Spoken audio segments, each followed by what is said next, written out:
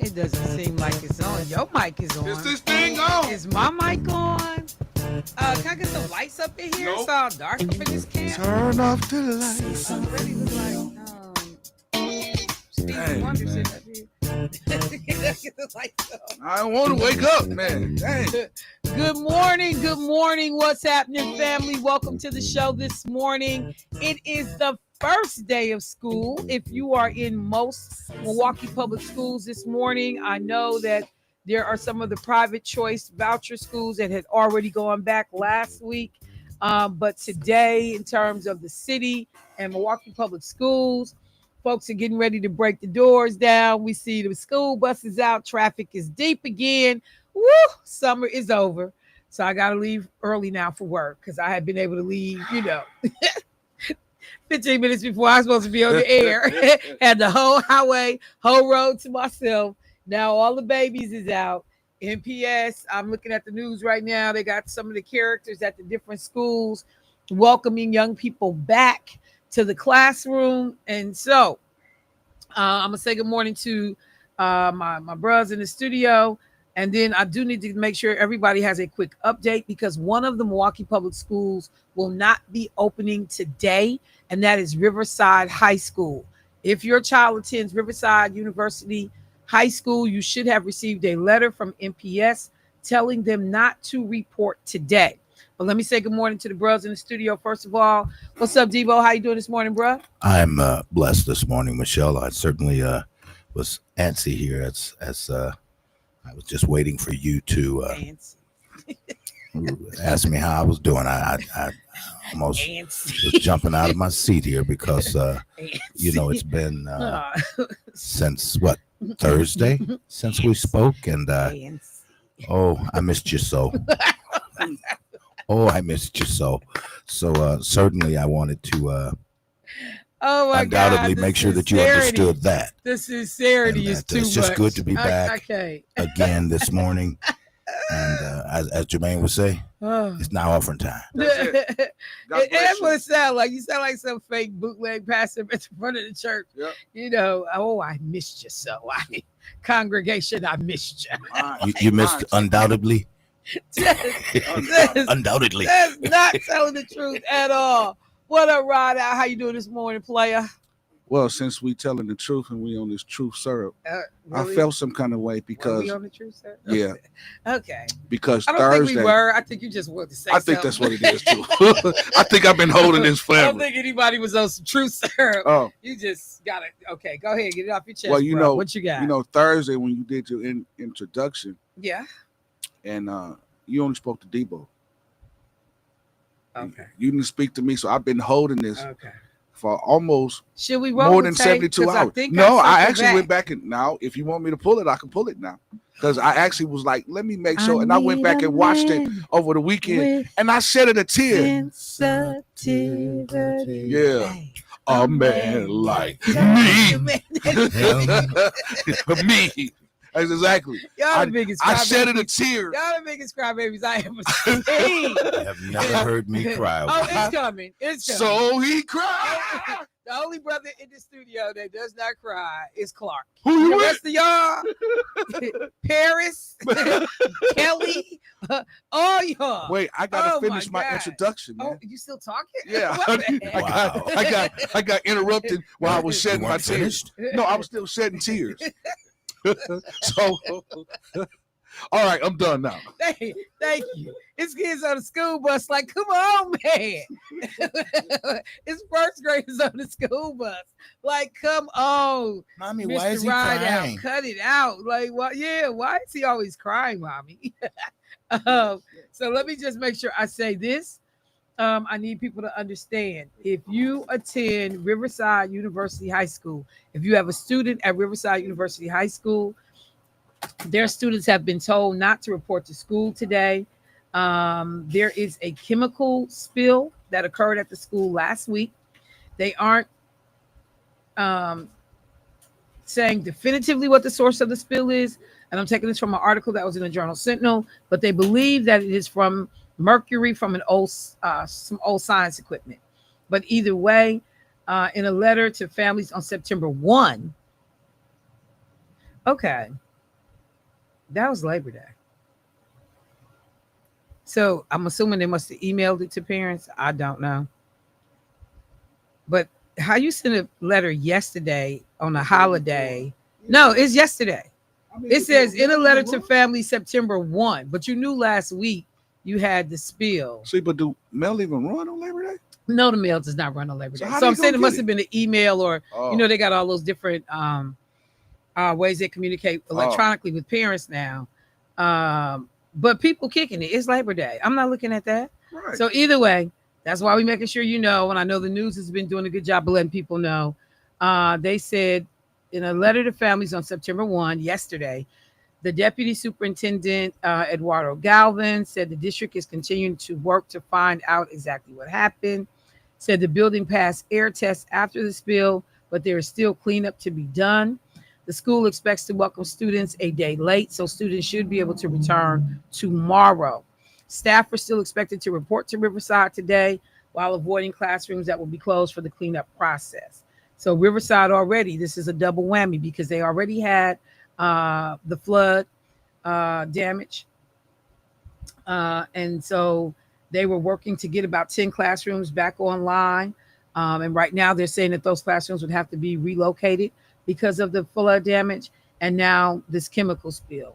So hopefully everything will be okay and kids can return to the classrooms on Wednesday, September 3rd. Just be aware of that. For all the young people who are getting in the cars, riding on the school buses, school bus drivers, welcome back to everybody. Y'all be safe with these babies. If you ride, you the drivers, got them in tow out here. And for the young people, remember, this is a new day, fresh opportunity to have a great school year. Listen to your teacher. If you need help, ask for help. If you don't understand your work when class is over, tell your parents and talk to them about getting you a tutor or somebody that can help you with your work. Go to school with the right attitude. Leave stank at the house. Go to bed at night. Like, babies, y'all need to make sure y'all understand that everything you do today helps determine how great your life is going to be later. So you work hard now, you get to play and have a great life later. But you got to put the work in now. If you are on top of your grades, that means you are eligible for more scholarships. If you want to be able to go to college, you need to make sure you have good attendance. Schools look at your attendance record. It's so many things that you get to do, and you don't need any help from anybody. You can do them for yourselves. So this is a great time to think about, like, okay, this is what I want to do in my life, and how do I get there? If you're old enough to be at that stage in the game, that's usually around middle school. How do I get there? If you are younger and you see stuff on the board or you see stuff on your tablets or however they're teaching you and you don't understand, raise your hand, keep asking questions, keep asking questions, keep asking questions. Nobody should be in the office for disciplinary stuff, getting in trouble, talking slick to the teacher. Everybody wants you to succeed. At least the majority of people do. Because I just can't be giving out blanket to everybody. So, first day of school. Parents, get these babies back on their routine. If you didn't start it last week, they need a bedtime. They need a bedtime. Now, 11th and 12th grade, as parents, they kind of let them kids figure that out for themselves. But they need a bedtime. And y'all need to stick to it. They need to be organized. Make sure they got all their stuff laid out. My mom and them stuff had to be laid out the night before. Backpacks ready, supplies ready. We're not looking for nothing when we get up in the morning. It's not chaotic. Outfits is out. Shoes is out. Y'all need to wash these kids' clothes in a timely fashion. They ready to roll. And mom and dad, caregivers, you set the tone for the day. So if they leave, hopefully an environment that is loving and people are laughing and talking. We done had some breakfast. If they're not going to eat breakfast at school, we done talked about good days. We talked about the great things we're going to do later. You setting them up to have the right attitude when they walk in the door. But if you yelling and you cussing and you talking crazy to either them or your significant other, they take your energy with them on the bus into the building and when they start interacting with folks. I've had to tell some parents after meeting them, oh, this ain't your kid, it's you. You stank. You got a stank attitude. You got a stank mouth. You setting your baby up for failure because they up here mimicking what you do in the car and at home. So it's an opportunity for all of us to do better. Teachers, opportunity to show up with the right attitude. We making sure these kids learn. One, knucklehead does not ruin it for the whole class. It does not jade how I see all the other children. I'm going to remain committed, to why I became an educator in the first place. I'm going to go above and beyond. And that's what it's going to take for our kids to succeed, the above and beyond. So I am looking forward to it. Remember, and I'll be making sure we put out, the fact that there is the tutoring help at the library, figuring out what other, programs are available for students. But we have got to turn things around academically for our children, particularly Black children here in the city of Milwaukee. We've talked about the academic performance of our kids before, and it's unacceptable. It is absolutely unacceptable. And as we go, the referendum, we need money, we need this, we need that, but these scores aren't getting any better. It's unacceptable.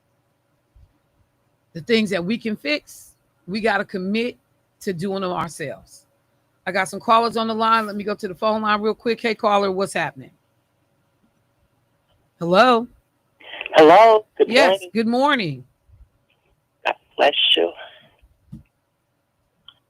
My name is Karen, and Davis is the last name. Mm-hmm. I had the misfortune of being on the bus stop, 24th in Silver Spring. Okay. On my walker, it was July the 7th, waiting on the bus, and the landscaper for the state apparently was spraying weed killer around the curb, and he walked over, and I said to him at that point, as I could still residual getting on my leg and my feet, I had my sandals on and my capris. I admonished him, that's toxic, you shouldn't be doing that. And he continued. He came over and stood right by me and said in my ear, it's just vinegar. And I looked at him. I couldn't believe he would walk that close to me with this chemical. And at that point, I had already started snapping pictures of him when he was at a distance.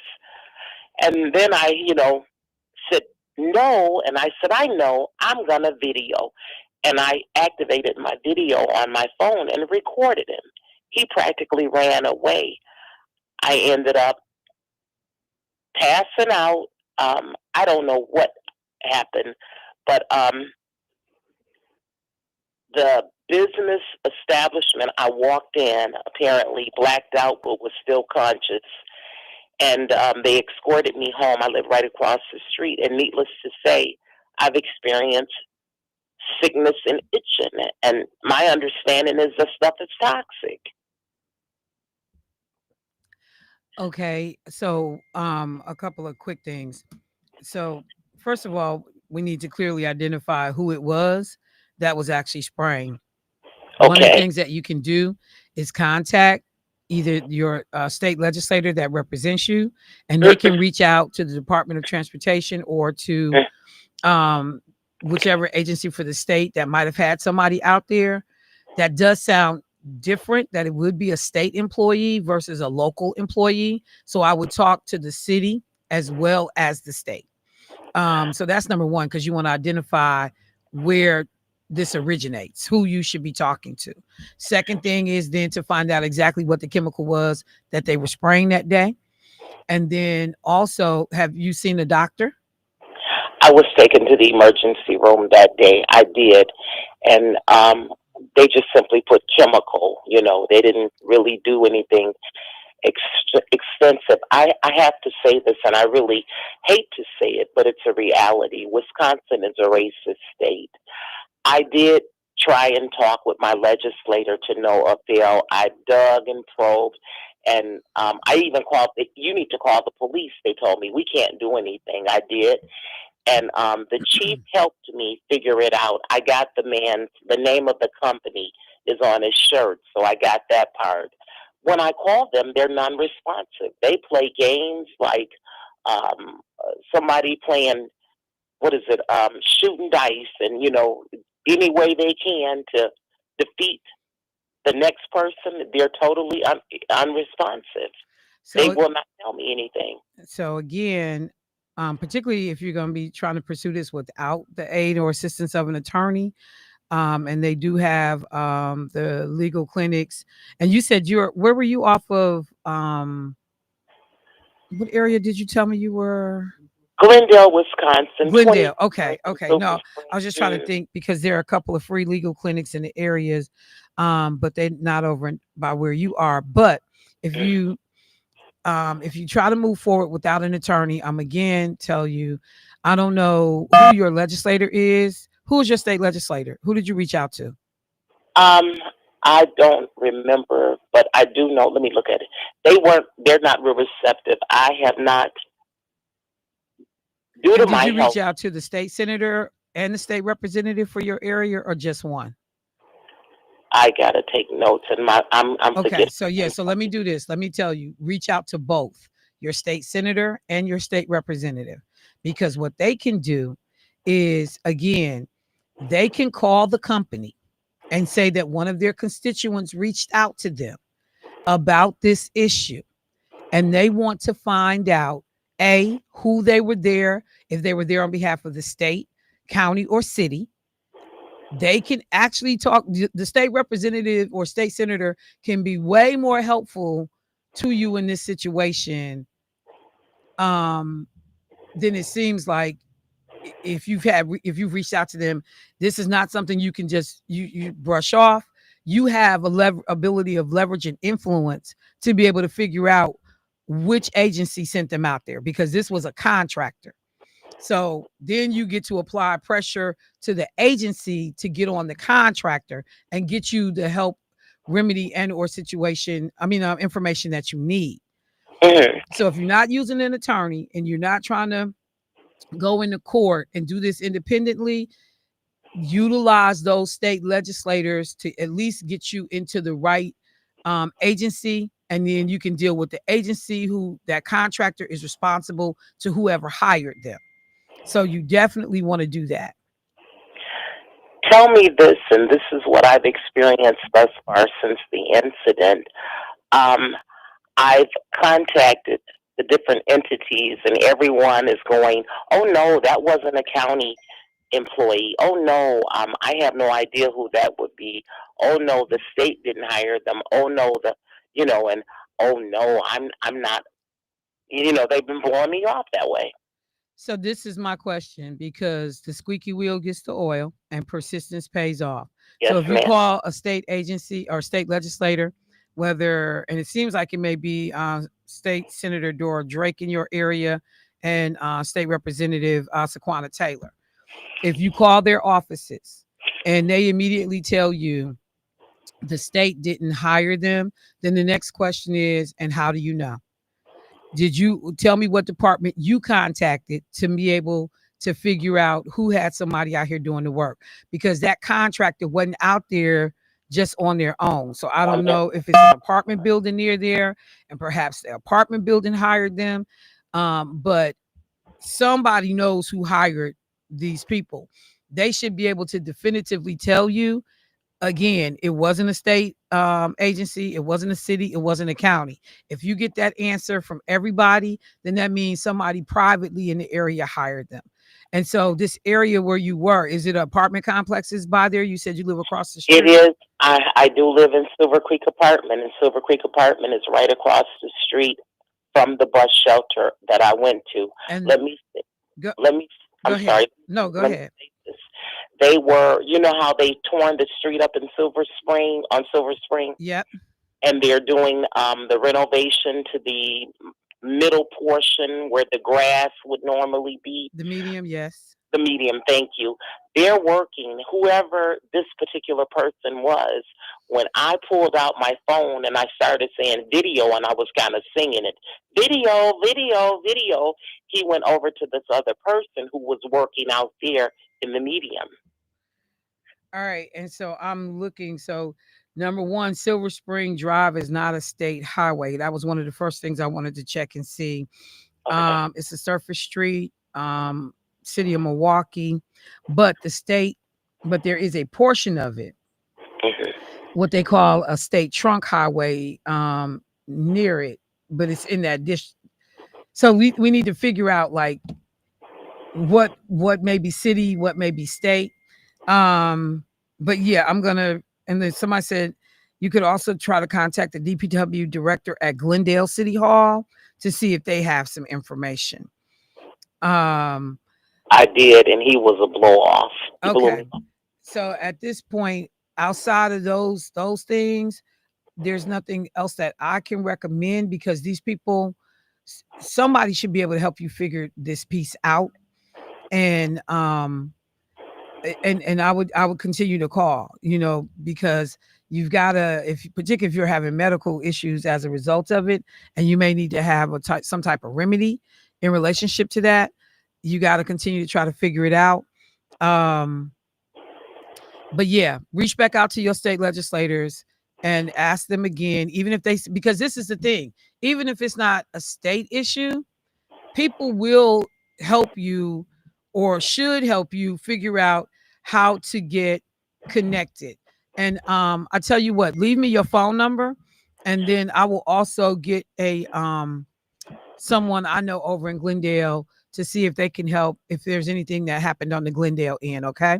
I appreciate it, because the one thing that is really challenging for me, I broke out in an ugly rash on my back. I itch all over my body. The rash on my back looked like somebody took a magic marker and put dots all over my back. And the itching was so profound, I grabbing, anything I can to scratch my back. And I finally looked, and what is this? And when I use an EpiPen, because they told me I was allergic to, of course, bees and what have you. And so at that point, I thought, let me use this pen. And I used the pen to diminish the itch. And then I called 911. And when the paramedics got here and looked at it, they were like, oh. And they took me to a Freighter. They treated me for an allergic reaction. And they took pictures of it. They referred me to a dermatologist. But, they were like, oh, and that's all it definitely is a rash. Okay. So just do that. Like I said, leave your number with Jermaine. And when I get off the air this morning, I will reach out to my friend in Glendale and see if she can ask questions on her end to figure out if it's a Glendale related issue, and see how else we can be of assistance. Okay. I appreciate it. God bless you. And yes, thank ma'am. you. All right. Take it easy now. All right, family. I got to go to break. Jesus Christ. The one thing I appreciated, I will just say this, is that we know how difficult it is for our community to navigate systems. And so Lena used to have a policy in our office of a soft handoff. So because frequently people call the wrong, level of government to resolve an issue, because people don't know where to start. And they frequently call the wrong. It's not a city issue, it's a county issue. It's not a county issue, it's a state, it's or federal. And Lena would always require that we figure out, okay, if it's not a state issue, whose issue is it? And then as the Senate office, we would pick up the phone and call our counterpart at the city or call the department at the city or the county or the feds and say, hey, our constituent reached out to us and they have this issue. Who can we have them talk to at the city or at this Department of Transportation or wherever the area was? And then we made sure we connected the two of them. And that's the only way we could close out a constituent case in our office. She was insistent upon it, that there is a soft handout. One of the things, or handoff, one of the things that Crawley and them are talking about at the county, a no wrong door policy. It doesn't matter. And see, too many people like to do that. You call, oh no, ma'am, that's a city issue. You need to call the city and just hang up on you or tell you, have a nice day. So they can hurry up and, move you along and get you off their caseload. Because the minute you make a call, that opens up a case file for you. And we log all of that in the forward system in our offices. And we keep track of these open cases. And Lena would sit down with her team, or I would sit down, and we would know how many cases we had open, what those cases were about, what the resolution was. And she personally would sit in staff meetings with us and go through the steps with the team to say, how many calls did we get into the office this week? Or because we met weekly, how many calls came into the office this week? Tell me what those calls were about. We had summaries for her. What was the resolution? How many are still open? And you better be talking about what you had closed to be able to make sure she wasn't going to be on your back. I can probably tell you how many legislators do it like that. I can probably tell you, like, none. It's a different kind of situation. But, I get so frustrated because our folks don't know where to go. They don't know who to call. And I'm not saying that that's what happened. I don't know what calls got made. I don't know which legislator she talked to, if those calls happened. But I'm just saying these people can help more than they do sometimes. Because I can get you pointed in the right direction and pick up the phone and make a phone call for you. Trust me, that call means something different coming from the Senate office. Because whoever the agency is, whoever the elected official is at the other level, they know we call them, which means we got eyes on it. So I gotta take a break. I do want to get to a couple of things that happened over the weekend while we were not together. Caller, I see you. You'll be first up if you can hold through the break. Michelle Bryant, WNOV, 860 AM, 106.5 FM. You listen to Say Something Real. We'll be right back.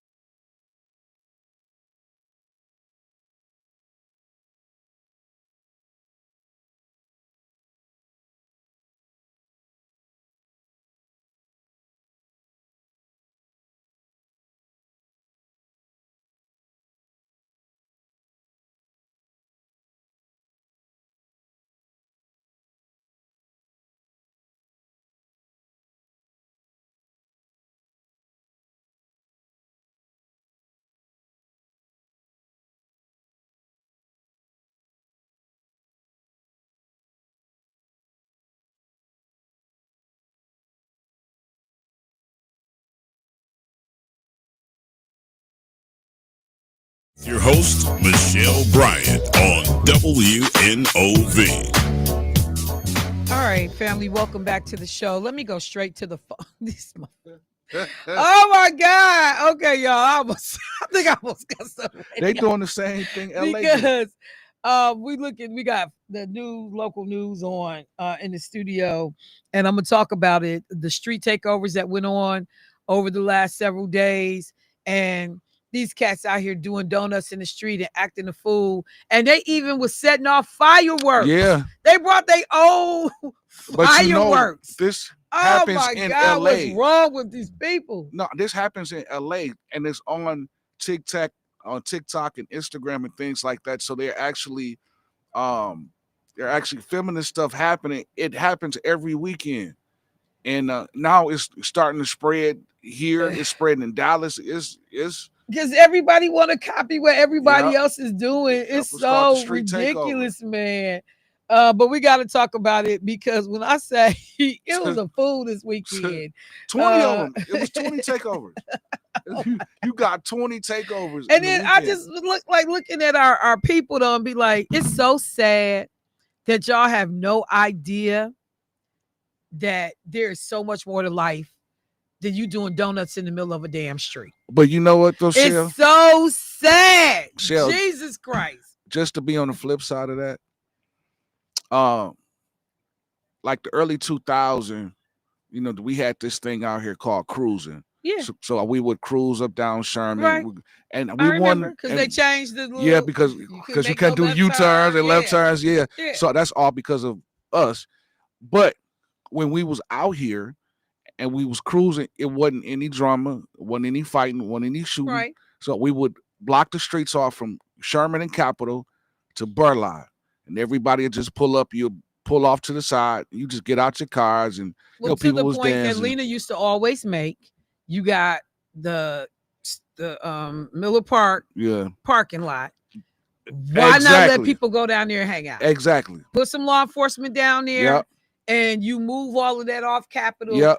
Because you had that interesting age of people between 18 and 21. Yeah. Couldn't get in no club. Couldn't get in the club, so they just hanging out. No, you're just hanging out. So you grown, but you ain't grown enough to go inside. And so, but you ain't ready to go home at 10 o'clock. Exactly. And so I remember Lena advocating, and talking like, why can't we utilize that parking structure in that way? And it was so funny because people was like, well, that's the Brewers parking lot. Taxpayers help pay for that. Yeah, I thought we helped. Yeah, we help pay for that. So yeah, and can still, we use it? In some way paying for stuff. So it's like, what you mean? Because that's when they didn't want people to have concerts inside of the Brewer Stadium either. Yeah. And it was like, hey, y'all calling all the shots, but y'all needed our money to get it done. And so that came up. But let me catch this caller real quick. Hey, caller, what's happening? Hey, good morning, Michelle. This is Angela. Hey, good morning, Angela. How you doing this morning? I'm all right. Good. In spite of. Good morning, Mr. Devo. Good morning, Miss Angela. How are you? I'm well. I'm doing a little better, but I ain't gonna complain about it. And Mr. Rideout. God bless you, Miss Angela. How you doing? Listen, love. Anytime you feel like, be quiet. Anytime you feel like you're not getting talked to or talked with, I'm always thinking about you, baby. You have to worry about Michelle. I got you. And I got you. You know how we roll. We there. We there. I always do that every morning. Don't be no hater. Hey, Michelle, she did the same thing Saturday. Jermaine don't even listen to my show, but she was shouting out Jermaine. Okay. I do listen to your show on Saturday. Okay, that's good. That's good, Jermaine. That's good, right out. Yeah. That's right. I always shout you out on Saturday. And I so appreciate that, because I'm going to tell you this, Miss Angela. Whenever you call my name, I can feel the unction of the Holy Ghost. Oh, y'all gonna let me cut.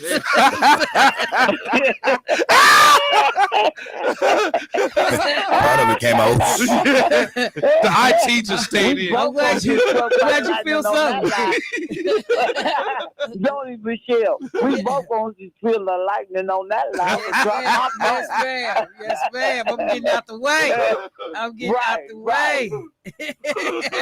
Right out. Let me tell you something. Yes, Don't ever lie to me. You keep it 100. Yes, I ma'am. keep it 100. Angela, could you not be calling here and Did you checking just your call and man check me? over the air? You just call and They check. I know always you end gotta up in the know. checking, don't You they? gotta call and Okay. check. I can't be Michelle. using up my Michelle, priceless minutes. Oh, you were in Jermaine's Michelle. nonsense. Ma'am. Michelle. Ma'am. Okay, make sure you take care of what you're going to take care of when we was together Saturday. You remember what you said, right? Nope, I don't. Okay. Send it to me in a Well, text you and need to be remind me. calling Miss. I don't got your phone number. Yes, you do. Look back at your stuff. Every Yes, you time do. I call you, you don't never respond to my I text. just said, okay, see, this way too much. Going down the rabbit hole. I'll get your number from Jermaine. I know he got it. Well, handle that then. All right. I got it. Bye. Have a great day. You too. Oh, you so somebody said salty. somebody needs to tell Angela this show is not the burnt toast and coffee. Wow. Listen, Tell her it ain't the Love Boat either. Quiet Storm. The dating game. The love boat. Thank you. It ain't like she ain't got Jermaine number. She Hey, can do man, all of hold this. on, She man. can do all of this Hold off on. air. Look, Oh my God. that's just peoples in radio. You know what? I don't know nothing about the peoples with an S. I don't know nothing about them. Let me go to the phone line. Hey, caller, what's happening? Jesus. Hey, Michelle, what's happening with you? Hey, George, how you doing today, bro? I see we got the episode of The Young and the Rest. Yes, we do. Yes, we do. I wonder which one is the young. Deep. See? We know who restless when we can't figure out who Absolutely. young. Absolutely. You know What's what going I on, George? because you were talking about kids in school today and going to school. Yes. And so I texted you yesterday. Don't turn. Okay. Don't turn the key. But 60 Minutes, they had two beautiful young black females, high school students, and they solved this math equation that has only been one person solved in 2009, Michelle. Oh yeah, I've talked about them two girls before. I know. Oh, okay, all Yeah. right. I thought I was putting you up on some game. Yeah, no, they're brilliant young sisters, and I'm gonna go pull up the math problem. But yep, I saw it because one was a taller sister. Right. Yeah, no, I saw this. I talked about it on the show before. Oh, okay. Oh, so that was rerun? It may have been because the story's been out there for a little while. Oh, okay. But you know, Michelle, what bothered me is always they call flack. Oh, no black people, especially no black females should have been able to figure that out, right? And it's just a shame, but the school that they go to, I don't know if you talk about it, I know talk about school were excellence, and it's just like you said, Michelle. The teacher said, or the principal said, as soon as they walk through that door, we install in them excellence, and this is what you're going to do, and this is how you're going to be, and they thriving at this school. It's all black. I think it's a Catholic school. Yeah, so it's in New Orleans, and the little girls. This actually goes back to 2022. That's how old the story is. Oh, okay. But okay. They had to come up with they came up with something to solve the Pythagorean theorem, and so they were given a bonus question by the teacher to create a new proof for this Pythagorean theorem using trigonometry, and they ended up coming up with one that had not been seen, had not been done. And these young girls are phenomenally bright. Nakaya Jackson and Calcia Johnson. So, yep, I talked about them before. Out of New Orleans. Sure is. Okay, Michelle, thanks. Okay, no problem. Okay, bye-bye. Yeah, no, it was, and he's right. It was a lot of people hating on them. You know, it just is so crazy to me why people are intimidated by intelligence when it comes from, people of color. I mean, because literally all you got to do is look at our history in this country and know that we cold.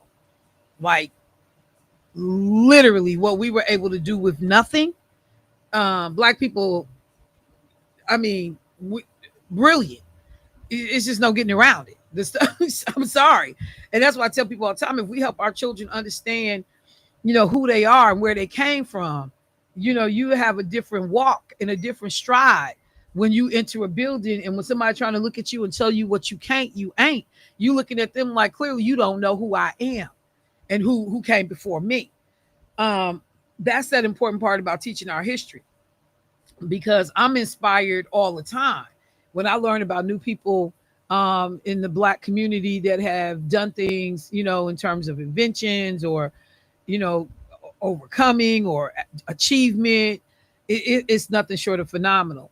So let me just say, um, I concur that it's about where they go, what's instilled in them walking through the door, and putting them in the best possible situation to succeed. So let me say a couple of quick things because I really didn't get into our weekends.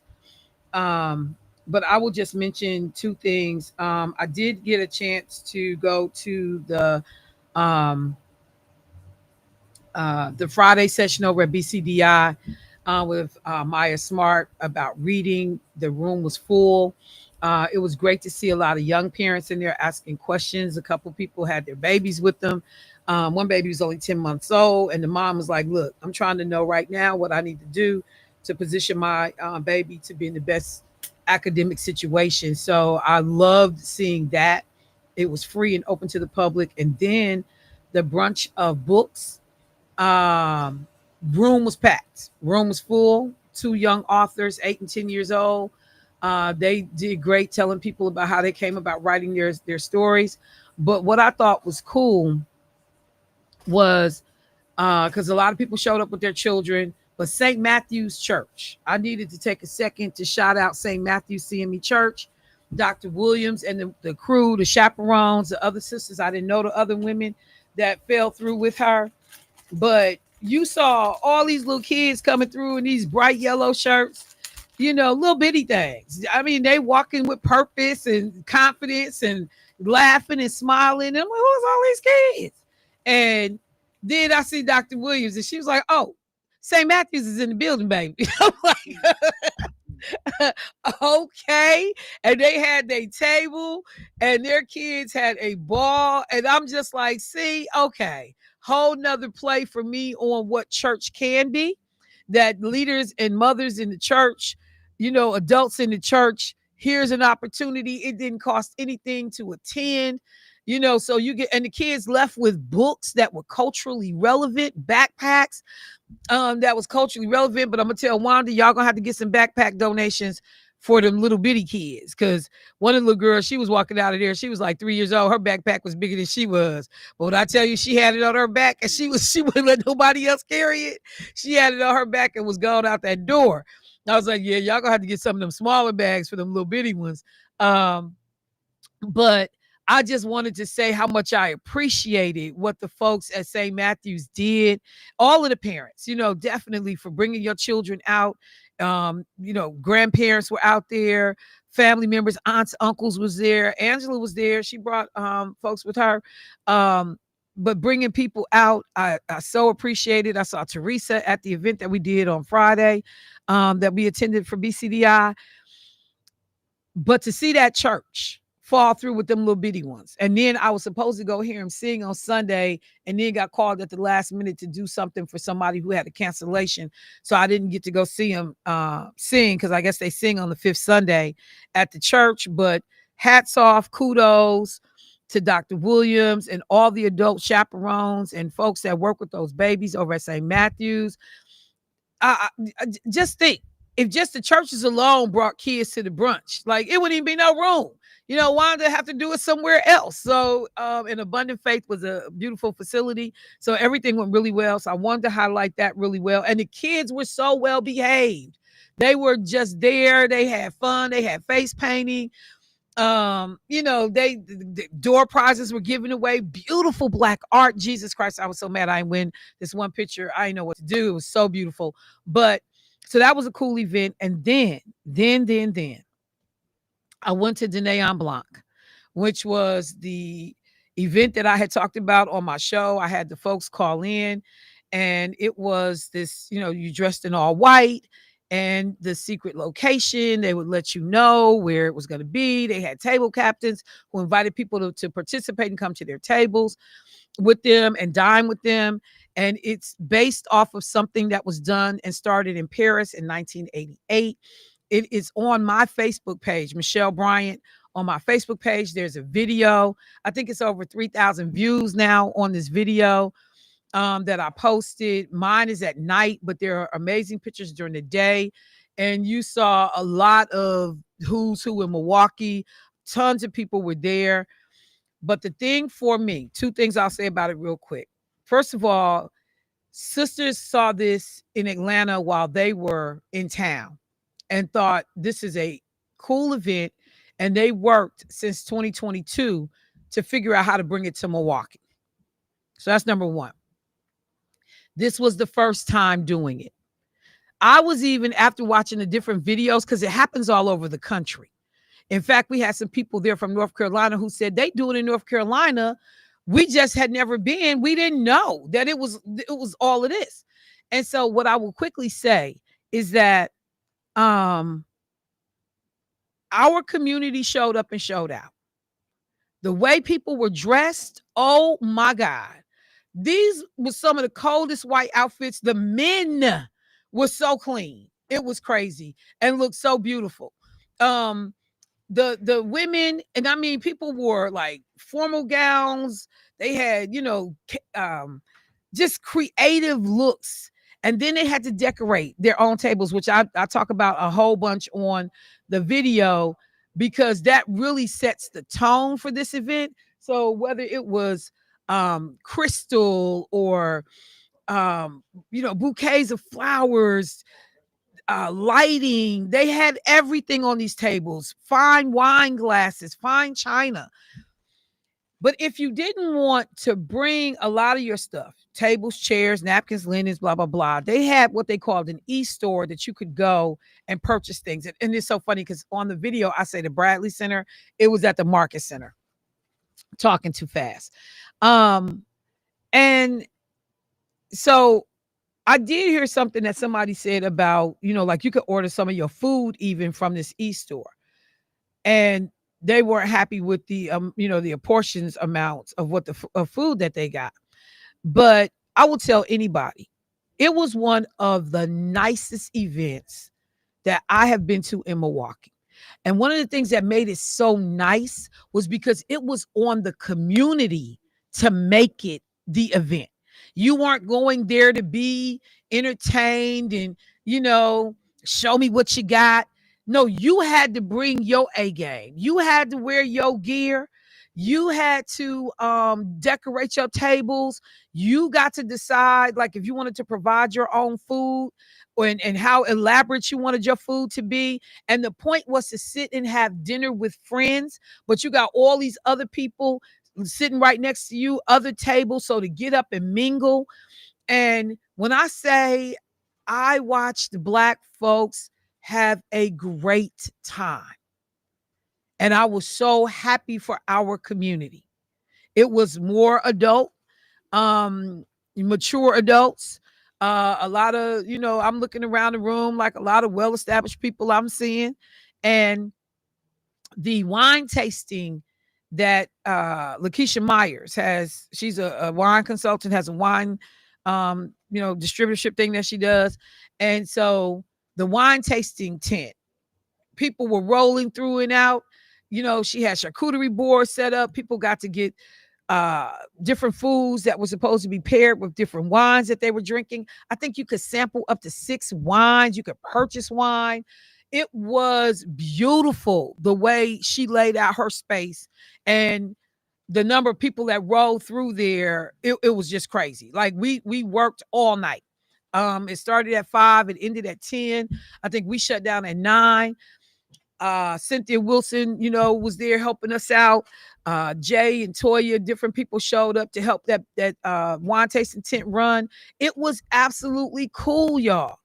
And so I will tell you, there were people who said, I won't miss it. I'll do it again next year. I want to thank the sisters that worked to bring this to Milwaukee. Michelle Ford, Demetra Morgan.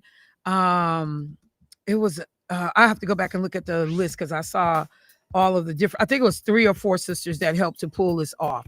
And I was proud of us. I don't care what nobody say. and it's and it was the first time, so it was some hiccups, some things that you like, okay, here's some feedback, this could be done this way, some better signage. So because it was people that didn't even know the wine tasting was happening because of the side of the area that they were on. But and then when the DJ like really kicked in, they was doing the Soul Train line. You had pockets of people dancing everywhere. They did the little napkin wave. And to see black people doing the napkin wave to Sweet Caroline, I'm sorry. It literally was cool though, because you realize, hey, black people know that song. Caroline, and then bump, bump, bump. And you can just see the whole crowd doing that. So good. And so you would think like black people ain't getting ready to do Sweet Caroline. Yes, they did. But it was a mixed crowd. There were people of different races that were rolling through. I know I saw a lot of them in the wine tent. And so I only can imagine what it will look like next year after getting that inaugural one off the ground, understanding, getting feedback, logistical stuff. But it was a beautiful event. I'm proud of this community. I'm proud of the way we showed up. I am thankful to the sisters who thought, because they could have just went and enjoyed it and went to other cities and never brought nothing here. They didn't have to work that hard to bring it here. And so for people to be open-minded and receptive when new things come, give grace if it's a couple of things that didn't go exactly the way you needed it to go, but to be appreciative that somebody is trying to bring quality stuff to this city that we can all enjoy. So I just wanted to say that. Let me take a break and I'll be right back.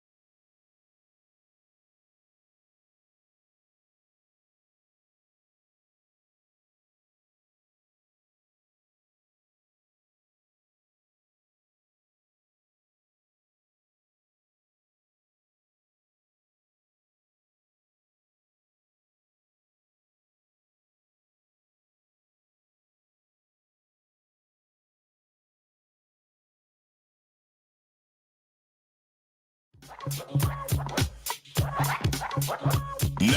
back to Say Something Real with your host, Michelle Bryant on WNOV.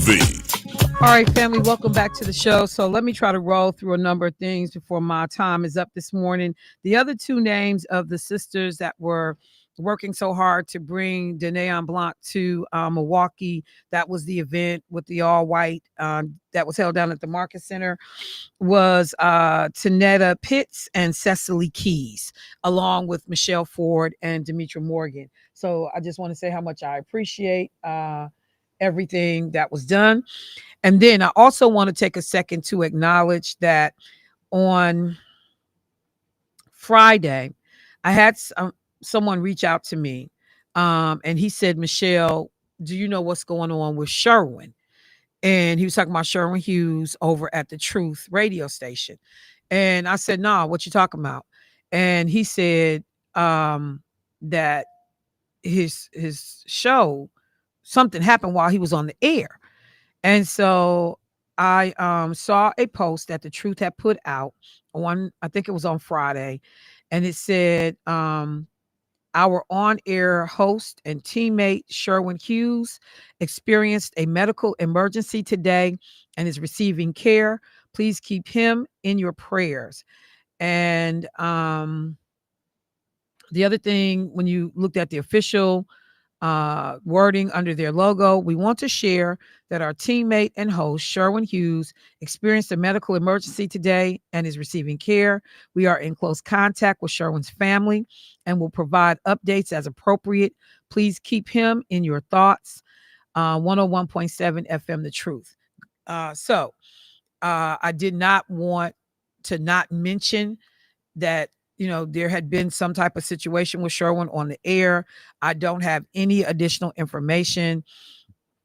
Keon would have typically been, you know, the person that would have kept up for me to be able to let me know what was going on, or I would have called Sherwin directly or reached out, you know, tried to reach out directly before me and him had our falling out. And so I just don't have those inroads anymore, but I certainly know that people are, you know, praying for him and hoping that everything is fine and that he is back on track. We'll, you know, tune in today and see if he's back on the air today, if everything has been taken care of.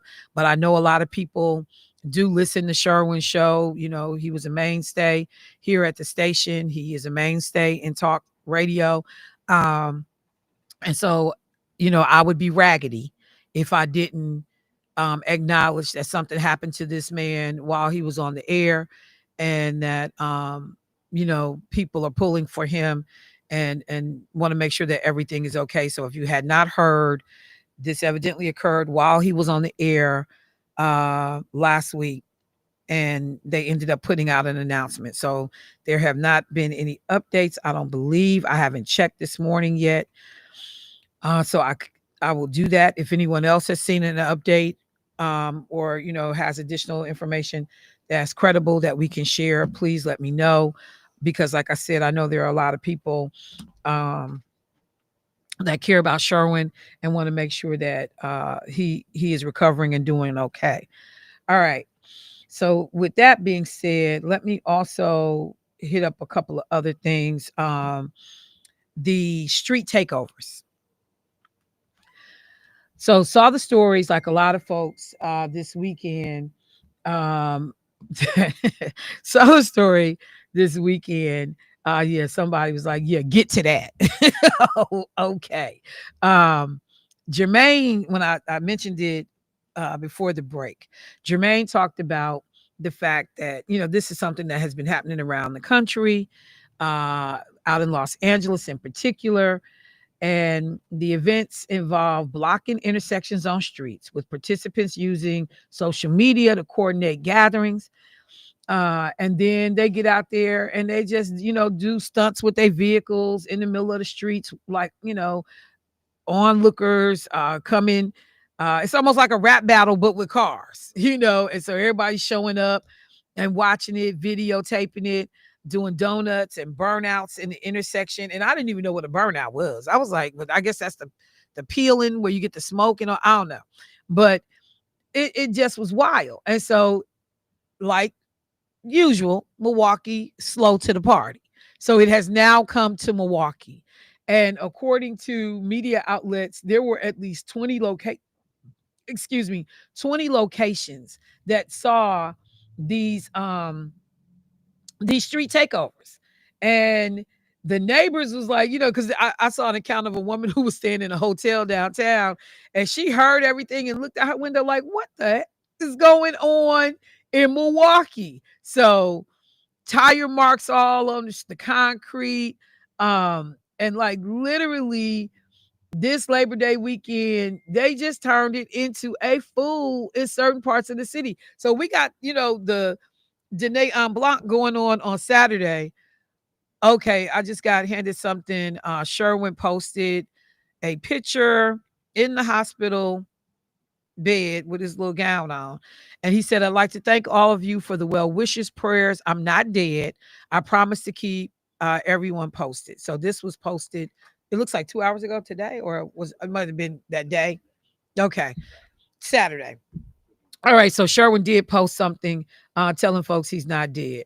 So good news. I was about to check. Wow. I was about to check. Because he still make me sick. But wait, I ain't gonna be faking. He texting, I'm not dead. Right. But he texting.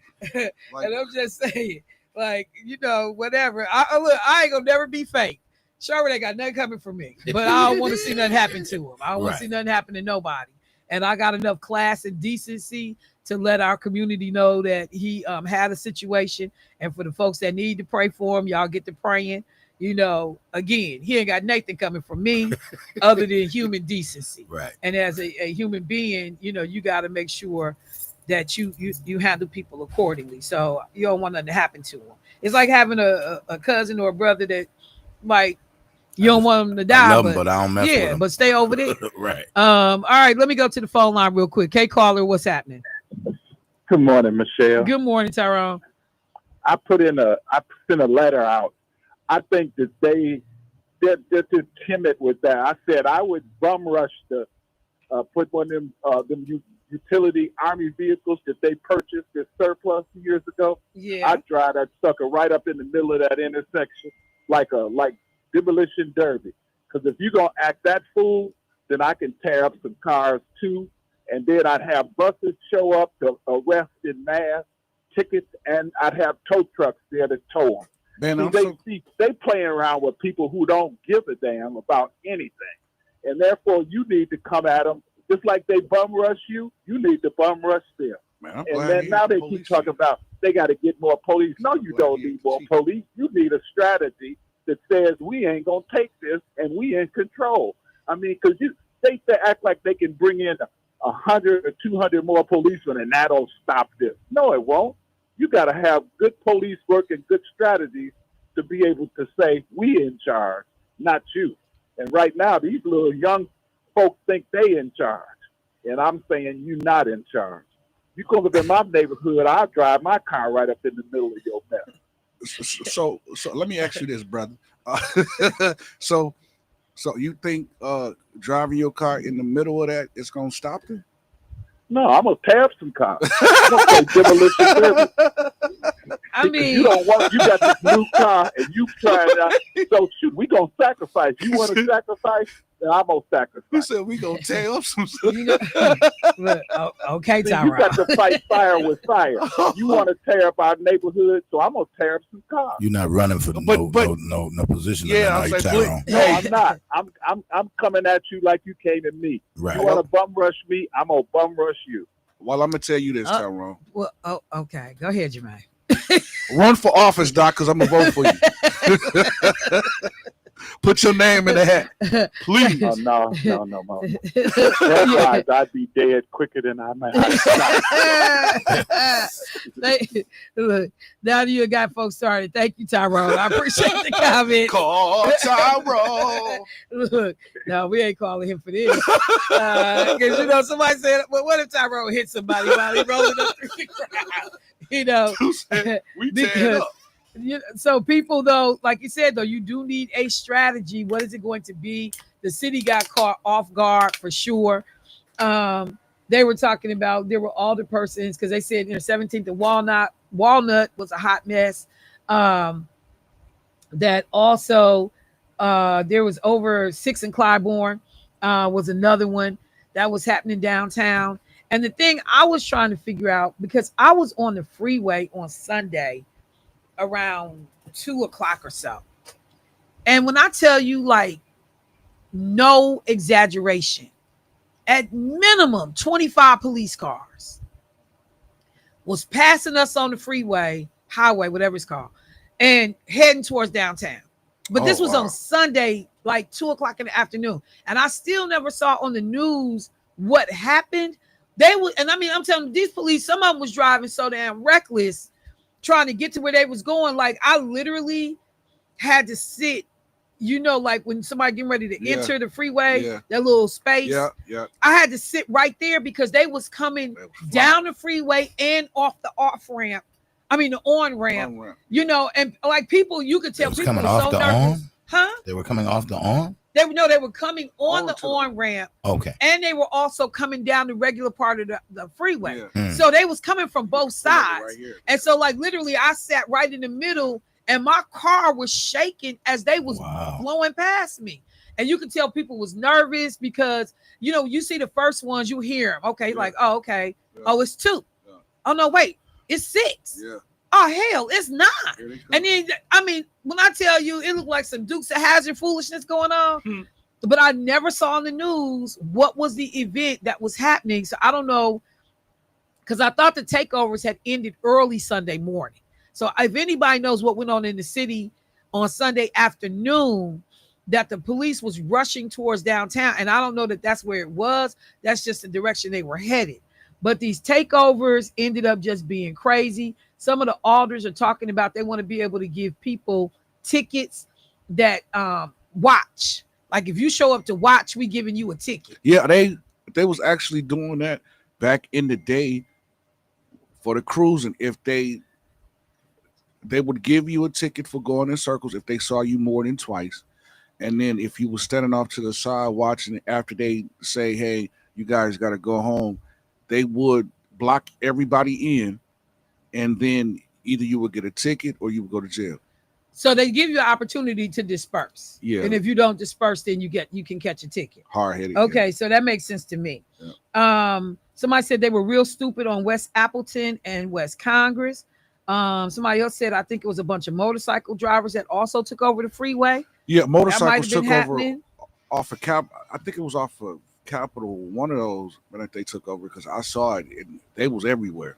So, that becomes the real conversation, to Tyrone's point about what do you do to deal with it. But again, I'm going to keep saying, be conscientious about how you talk about this stuff, because over in Illinois, Donald Trump is amping up the rhetoric about sending in the National Guard over there.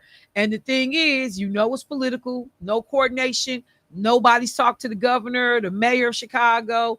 Just Trump them on the outside, thinking they're going to big boy people like they did in D.C. and just drop the National Guard off in there. I love what they said on CNN, and other outlets have been pointing this out. You got National Guard who don't have policing authority on American soil in these situations. So you paying $1 million a day for the National Guard to pick up litter and trash. Yeah, you saw the video? Yeah. It's crazy. Yeah, it was rolling. It's crazy. And so, but Donald Trump is the ultimate individual at not knowing how to handle business and not knowing how to do business. He's the ultimate at it. He's the ultimate at wastefulness. And so you got $1 million a day. So you're talking about sending people into Chicago. Chicago had a deadly weekend. I think 21 people. Let me see how many people got shot in Chicago. Labor Day shootings. It was like a stupid number. Yeah. Chicago, 54 shot, 7 fatally. Labor Day weekend in Chicago. So now the number is up. It just got updated. 60 shot, 8 killed. Listen, this happens every holiday in Chicago. Yeah, and I don't even know what this is because it's just a fool. It's so ridiculous. It's a fool. Holiday in Chicago. But it's almost like it's the opening season for killing. I mean, it's just so crazy. Yeah. Like it's this ritual Yeah. that goes on there. Yeah. But the one thing I will tell people though is that I always try to keep it in proximity to the size of a place, because Chicago got more people in a square block, radius. Like California has 40 million people. Right. Wisconsin has almost 7 million people. Right. I don't even know how many people live in Chicago. Let me see. Yeah, Chicago population. Yeah, but 50-some people to get shot over the weekend is ridiculous. It is ridiculous. But when you put it in proximity, nearly 3 million people live in Chicago, in the city of Chicago.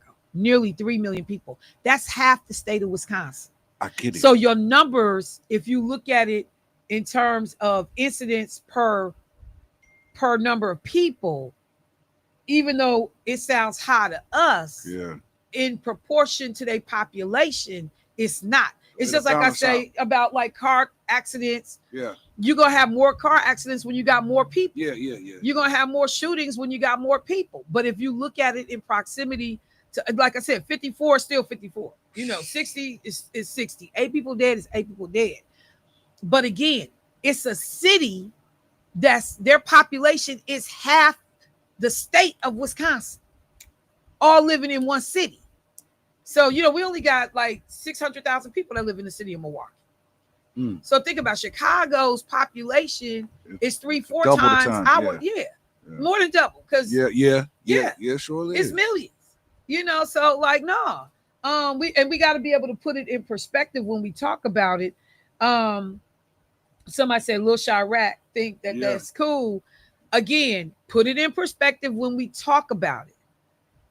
50 people and that kind of violence in a city of 3 million versus 50 people being shot in a Milwaukee, a city of 600,000.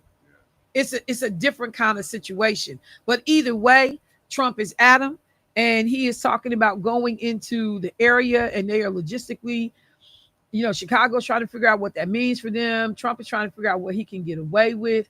But it just seems like, and I got to take a break, you throwing everything into the fire all at one time. There has been conversations about, Trump is off the leash. You're not running for office again, even though he got people scared that he's going to try to seek a third term. You're not running for office again. You got unfettered control right now. And you got House members that have no spine and are willing to capitulate to anything that you want. Literally anything that this man wants. Republicans have been handing it to him on a silver platter, even when they know it's destroying this country. We'll talk about that when I get back from the break.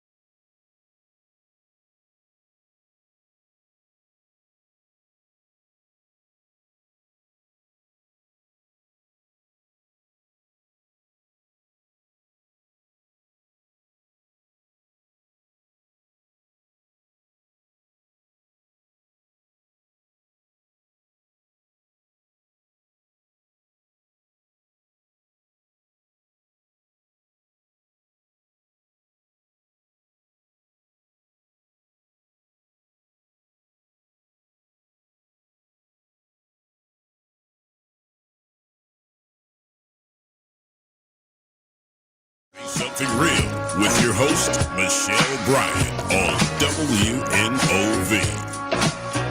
All right, folks, welcome back to the show. So I took a moment and was talking about what was going on over in Chicago. They literally are poised and believe that they could actually see federal troops to deploy to the area as quickly as this week. George just was reminding me, JD Vance was talking about Milwaukee at the rally he was at this weekend. And he actually called Cavalier Johnson a her and then said him. When he was making his comments, he caught it. It's like, the mayor, she needs to, and then I guess the Cavalier name threw him off. And then he caught it and said her, or somebody yelled. Caught it and said him. But we need to be paying attention. And I hope that our city leaders are somewhere huddled up along with the county and the state. So if this idiot, because we right next door, decides to bring the party to Wisconsin, in particular to Milwaukee, what do we do? Because now we got footage. Everybody posting it. You see fire burning in the streets. So the very same thing. Yeah, y'all didn't have the deaths, but y'all got 20 hot spots in the city with these takeovers. So again, you gotta be careful how you talking about this stuff. But Trump called Chicago. He literally opened his mouth and said that Chicago is the world's, not the country, the world's most dangerous city. I don't know how we let somebody be the president of this country who talks so freaking irresponsible about this country and cities in this country. It is not the most dangerous city in the world. It is not. A blatant lie, and he's an idiot and he knows that. But you use these types of rhetoric and these types of words to gin up your base. So he goes on to say, Pritzker, the governor over in Illinois, needs help badly. He just doesn't know it yet. I will solve the crime problem fast, just like I did in D.C. Chicago will be safe again soon. Donald Trump is an old idiot. And I don't want to say old like age number wise, old in terms of mentality and thinking. That you're going to strong arm somebody into submission and behavior. You can't keep the National Guard in D.C. forever. You got the National Guard in areas that's not even the high crime spots in D.C. You can't keep the National Guard in Chicago or any other city that's having crime outbreaks forever. It's a Band-Aid. Everybody is saying it. I'm not no rocket scientist on this. It's a Band-Aid. You need real policy-driven resources, strategic plans to be able to go in and address violence in the community. It doesn't start overnight. You're not going to end it overnight. And to sit up and brag about, I will end it fast, just like you ended the war in Ukraine and Russia fast, just like you ended Israel and Hamas fast. You've not done any of it. Like, this is what happens when you have people, though, that are not policy driven, do not understand how government works, and that does not understand the resources that are needed to create a healthy environment for communities to thrive and get off this stupid stuff. He's a whole behind idiot sitting in the White House. So they are sitting back now looking, and then this is the thing. So they asking Trump, well, how are you sending the National Guard in? Under what issue? Oh, it could be ICE. It could be crime. We'll get it figured out. I'm sorry. Excuse me, sir. And they can leave them in there for 30 days. But this is the thing. No contact, no coordination with the governor, with the governor of Illinois, the mayor. And so they've had people, their lieutenant governor, they're out saying, hey, Trump is trying to goad us in Chicago. We cannot take the bait. If these people show up, we need to be given an opportunity to deal with him in the courts. Because look, me and Jermaine was talking during the break. You got some ride or dies in Chicago. Yeah. Jermaine was like, the reality, a National Guard member could end up shot hurt, dead, messing around in Chicago. Yeah. If you up in there trying to big boy people and start harassing people, Yeah. you definitely need to understand you creating tension and you putting law enforcement in unsafe, uncomfortable situations. And I'm gonna tell you, I was looking at video footage from Katrina. So we know we are on the 20th anniversary. Katrina happened, I think, on the 28th or the 29th of August. So I've been watching a lot of the different videos. And let me see if he's a general. I think it's general. Is it? Let me make sure he's a general. General Honore. Yes, retired Lieutenant General Russell Honore. So when the National Guard and the Army Reserve people all come in to help with Katrina, and you got Black people trying to flee the water, and they carrying their few little possessions that they could carry, walking in chest high water, and the National Guard and the Army people, they roll in. Okay, they have their guns drawn. Black people are in a flood. They have lost family members. They have lost their houses. They lost everything they own. They came in with guns drawn and pointing at citizens as they are trudging through this water, carrying babies and a bag with a few things in it. And instead of helping, they acting like overseers. And you see Lieutenant General Honore, who's Black, and he was in charge. He ends up, but so he gets there. They're already there. Then he gets there and he sees them.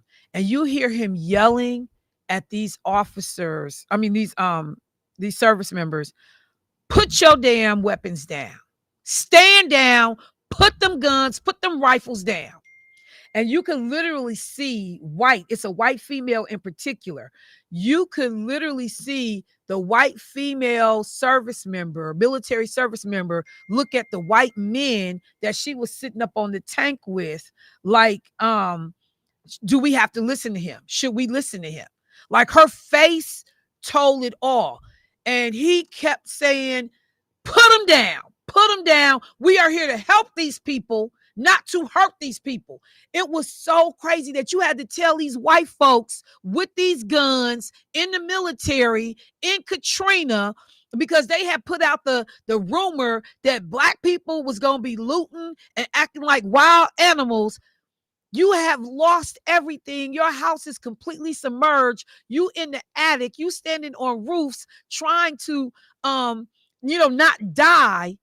And instead of coming in there trying to figure out how to get water, how to get resources, they were training their firearms ready, to shoot somebody in the middle of the worst disaster we have had in America, on American soil.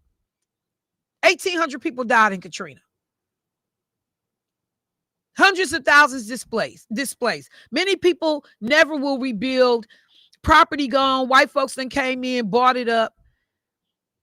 And so when we talk about crisis in our community, y'all better understand that we have to be very, very definitive and particular, because people will take our words and use them against us to harm us. And that's what they are trying to tell them in Chicago, that y'all be careful. So the mayor in Chicago, Brandon Johnson, who I like a lot, Brandon Johnson issued an executive order on Saturday while everybody was getting ready to barbecue and, teeing up for the Labor Day weekend. He said, hey, the Chicago police officers answer to me, not to the federal government. There will be no coordination with the federal government. If they show up in here and blow up in here, we not giving them no information. We not talking. It's not going to happen, because there's been no conversation up until this point. So he made sure that the police understood. Some of you Trump supporting officers that work for this department, you report to me. Homeland Security confirmed on Sunday that ICE would soon expand operations in Chicago. So I told y'all before I left last week that they had started meeting, trying to put the plan in place. I would love to make sure and hear, I don't know you to know what the plan is, but that Milwaukee officials are doing the same thing. Because now we got pictures and video of the streets on fire from the burning that was being done with the little takeovers. We giving them exactly what they need to come in here and put their foot on our neck. We giving it to them.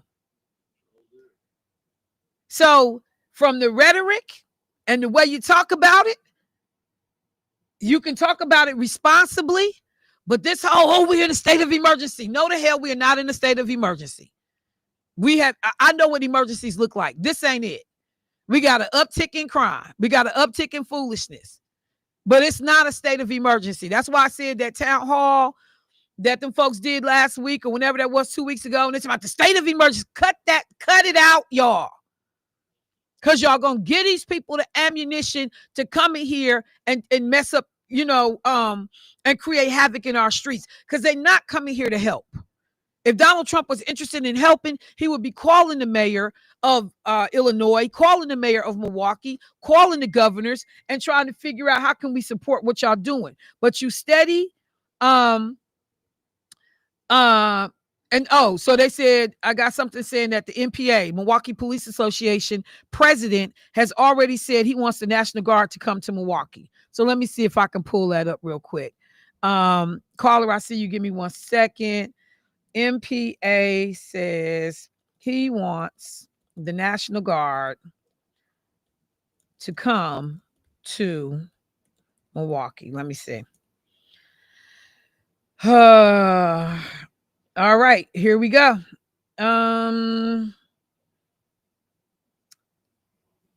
So I'm looking because this has to do when JD Vance was in town. I'll look and see if I can find the exact quote so I can make sure that I know exactly what was said. But as I said, it's a whole bunch of Trump waving, MAGA flag flying white boys that work for the police department and a few brothers, but predominantly white boys. And when I say it's a whole bunch I don't trust about the way we get handled and what will go on, I mean that. And I don't care who don't like it. I don't care how bad it sounds. I'm just telling the truth about it. Same thing I said, circling back real quick. I heard Cavalier Johnson was over at another radio station in the newspaper. They said he was at a black radio station talking about the truth, talking to my guy Kyle over there and talking about the hire for the Office of Wellness and basically trying to big boy. Like, I didn't have to tell nobody, who I was hiring, and I didn't have to do, blah, blah, blah. And it wasn't that crass, but that was the overall, message. And it was like, well, then don't be having people go through a process that you're not going to respect. Let's do that. Don't have people go through a process that you're not going to respect. And, then I went and pulled the resume of Adam Procell. He's had 2 jobs since being released from prison. 2. He worked for, hang on, let me pull it up. He worked for this thing, y'all remember Community Warehouse that was over on North Avenue? So when he got out of jail, he was there working, doing some programs. Hang on, let me pull it up. He was there doing some programs. And then he was made the interim director. And I'm just pulling it up right now so I can tell you exactly what it says. Hang on. He was made the interim director of Partners in Hope. That was connected to that, whatever, that community resource place where you could go on North Avenue and buy all of that stuff. But you know what brothers in the community used to say? That was a FBI pop-up. That was the police. Like, a lot of people stopped going in that community resource place because they said it was an operation that was a joint police, feds, that was in there spying on the black community. And that's where he worked. Yeah, that Old Value Village. Yep. And so I was like, wait a minute, because I'm looking at this place and I was like, who is Partners in Hope? And it says he was the interim director for 4 years and 10 months. And I'm trying to figure out, well, why you just never hire him and make him the director? How are you an interim for damn near 5 years? That don't make no sense to me. Because if you're doing the job, why not just make him the director? But you were the interim director for Partners in Hope for almost 5 years. And then he left there and he started his own company, Paradigm Shift. And they said he, CEO of that. And he has been doing that for 1 year and 3 months. So he had 2 whole ass jobs. Excuse me, I ain't mean to curse. While you trying to tell me about somebody highly qualified, he's had 2 jobs. 2. And one of which was connected to a company that people believe was a hotspot for the feds. Did you hear what I just said? And then when I say he come out talking about the police need more money, and now I heard he done sent love letters and he hand-delivered love letters to all the police districts talking about, oh, y'all work so hard. We really appreciate you. Hang on. What? I don't want you to hate the police. I don't want that. I want us to work together collaboratively. But what you doing, man? Because right now, all of this is way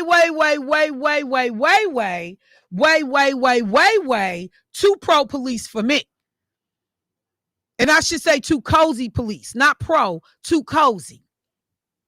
Because there ain't nothing wrong with being pro-police. But you too damn cozy with the police. And why do I say that? I'm going to say it again for the mayor who act like he got wax in his ears. You come out advocating for the police to be paid more money. You tell people you're going to apply pressure. Apply pressure to who? And if they don't like the pressure, then the mayor can fire you. You don't care. So you're going to strong boy the mayor, the person who just hired you. You literally stood your raggedy behind in front of a camera and a microphone and strong arm and talk slick about the person who just hired you. Not politically savvy at all. Not ready for prime time, as I said before, at all. And Chevy is somewhere around trying to defend this hire. But my main concern, and I said this when I first saw him, you're too cozy with the police. You're going to have access to critical information about gang activity in this community, about who some of these players are. How I know you ain't creating a damn snitch list? And I'm not saying people don't need to be taken off the streets, but if I can stop foolishness, if I can prevent violence and not have to see you go to jail, but get you on the right track, get you out of a stupid situation, then that's what I need to be able to do. So Chevy goes over to the Truth and talks to Kyle. Let me be clear, bruh, and for the people in the Journal Sentinel, that's a white-owned station who happens to talk to black folks and use black folks to make money. This is the black-owned radio station, and this is Black Talk Radio. Because half of the stuff you get at the Truth is a bunch of black men with Republican-leaning values that's saying stuff that's harming our community. That's half of it. Not all of it, but that's certainly a great deal. Chevy, Kyle and them ain't had nothing to say. Come over here and have a conversation, bruh. And I'm going to be fair. I didn't call you to come because you already showed me what was up. So I didn't even feel like I need to call you because it didn't matter what the community had to say because you did what you wanted to do. But if you're trying to talk to people, make your way over here too, partner. And we'll make it easy for you. You ain't got to come to my show. Go to somebody else's show. But come over here and have a conversation about your hire and take phone calls and hear from the people. Don't post up at the Truth with Kyle, the nicest, sweetest guy you ever going to meet on the planet. Come talk to somebody that's going to get in your behind about what you did. Yeah, good luck with all of that. So, I'm just saying. I'm just saying. It is so funny how you out promoting this guy, and then I'm listening to all these other Negroes weigh in. Oh, you know, his resume. He had 2 damn jobs on his resume. 2. Go to his LinkedIn profile. Don't take my word for it. He went to college at UW. I think it was Platteville. He didn't finish. He stopped going to college, I think, back in 2018. So at least on his LinkedIn, and my LinkedIn is not updated. So I'll be the first one. If you look at my LinkedIn, like, I don't know what that mess say, because I never updated it since I registered. But on his LinkedIn, it only shows 2 jobs. While we talking about all this extensive experience, blah, blah, blah. Just because you've been to jail and did some re-entry work don't make you no damn expert on office violence prevention and all that goes with that department. So Chevy, again, tell that mess to somebody else while you out here trying to sell this nonsense appointment that don't make no sense other than your boy is a snitch and working with the police. That's all it mean to me. I don't care who don't like it. I don't care who get mad. Michelle, you ain't being fair. I am not stupid. I'm not. And so, Lil Shannon from Wisconsin Voices, oh, he's a great guy, and blah. I tell it to your mama. I ain't trying to hear it. Because all y'all 9 brothers can kill folks and do 20 years in prison and end up being the executive directors and the CEOs of organizations and companies. Brothers can't never get them jobs. I'm not trying to hear it. Again, watch how you talking about stuff in this city. Don't give these people a reason to come after us. Let me go to the phone line. Hey, caller, what's happening? Hey, I'm sorry. Good morning. Good morning. You all over the place and you on fire. I called in about the street takeover deal. But go ahead. Whatever. The street takeover thing. I think if we could get in a industrial area and the city some kind of way could monetize it, I think it could become a positive thing, because when we was kids, we all cruised out on Highway 100, and it was only until Ace and all of the Black Races Association started coming out there with their hot rods, because you used to have lawn chairs of folk lined up to see your cars, and you have a little race where you couldn't do a full quarter, but you could run maybe on Highway 100. On Highway 100. Yeah, I remember that. Right. That. But when we started to go out there, it kind of changed the atmosphere. Now you get one cruise down there. Ain't nobody sitting out there watching no cars no more. You get to go down one time and come back up. That's it. But we used to have fun out there. But then, young folks started building hot rods and coming out of school with the auto mechanic stuff. And we started to display our stuff, and they changed the rules. But anyway, going back to the community, I'd like to jump to the community warehouse. That still, they got one on Pierce, and then they got one out on Green Tree. It's a place where resources for people that own houses or whatever. So, I guess the feds could be in there to see just who's owning properties. But right now, the Mexicans got their hands in it so tough that when you get ready to buy something, it's already gone, because they out there. They done took over. Even that. So, and then with our boy, I'm jumping real fast here because I ain't got but a few seconds. When you look at my man coming in with that graduate paper that you see, 2018, when did he get released? 2008. I think he stopped going in 2013. When did he get released from the prison? I think 2018. He got released in 2018. That's probably the reason why he didn't. No, he stopped going in 2013. I said the year wrong, because he stopped going a full 5 years before he got out. Okay. I was going to speak. Well, not just a prison degree, but that's okay. It works on the street. No, it's a UW Platteville. It's a real. It would have been a real degree. Yeah, it's real, but he didn't actually go to the classes like me and you would carry out boots and go to the classes. It was they correspond, and then they got professors and teachers that come into the prison, and then you do your testing. I got you. But what? I'm out of time, bro. I sure want to hit a lot of that, but I guess we'll get it tomorrow. We'll get it tomorrow. All right. Appreciate you. All right, family. Look, I got to get out the way, but I'm going to stand on what I said. Even though, things is wild right now, and a lot of us got caught off guard with what went on this weekend. Like I said, on one hand, you got Denayon Blanc, which is beautiful, fabulous, an incredible event. Then you had the street takeover nonsense. You got to be careful about how you're talking about the narrative. And I hope that our leaders, and I know they are, I believe that they are already having these conversations, you know, but the thing is, somebody let the community know. We can't bring you in on the plan yet, but we meeting. We talking as a unit to talk, to think about what happens if they come right next door from our cousins in Chicago and come holler at us in Milwaukee. Think about that. And before y'all put these statements out, be responsible in what you say. With that, I'm going to wrap the show for today. I appreciate the bros in the studio. Ride out. Talk to you later, fam. Woo! Okay. I'll talk to y'all tomorrow. Peace.